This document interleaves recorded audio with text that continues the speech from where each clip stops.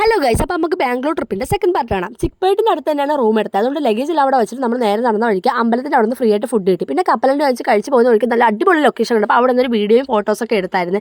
ഇവരെ കാണുമ്പോൾ എനിക്ക് ചിലരൊക്കെ മിസ് ചെയ്യുന്നുണ്ട്. അതവിടെ നിൽക്കട്ടെ. പിന്നെ 3 പേര് പോയ 3G എന്നൊക്കെ പറയുന്നത് വെറുതെ കേട്ടോ. ഇവരോട് പോയതുകൊണ്ട് പ്രീ പ്ലാൻ ചെയ്യാത്തതുകൊണ്ടായിരിക്കണം അടിപൊളിയായിട്ട് ട്രിപ്പ് കംപ്ലീറ്റ് ചെയ്യാൻ പറ്റി. നമ്മൾ എങ്ങോട്ടാണ് പോകുന്നതെന്നല്ലേ, നമ്മൾ പോകുന്നത് ബാംഗ്ലൂർ പാലസിലോട്ടാണ്. ചിക്ക്പേട്ട് തൊട്ട് നമ്മൾ അവിടെ വരെ നടന്നു. നമുക്കിത് വയ്യേ 4-5 കിലോമീറ്റർ കൂടുതലുണ്ടായിരുന്നു. പിന്നെ അവിടെ ചെന്നപ്പോഴേക്കും നല്ല രസമുണ്ട് കേട്ടോ ഫുള്ളി കാണാനൊക്കെ.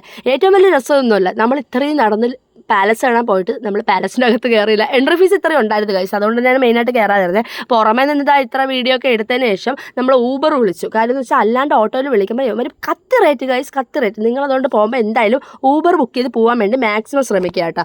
അപ്പോൾ അവിടെ നിന്ന് ഇതൊക്കെ കണ്ടതിന് ശേഷം നമ്മൾ നേരെ കയറിയിട്ട് നേരെ പോത്തീസിലോട്ട് പോയി. അവിടെ നല്ല ഫുഡ് സ്പോട്ടുകളൊക്കെ ഉണ്ട്. അത് ഞാൻ നെക്സ്റ്റ് വീഡിയോ കാണിക്കാം. അപ്പോൾ അടുത്ത പാർട്ട് കാണുന്നവരേക്കും ഓക്കെ, ബൈ.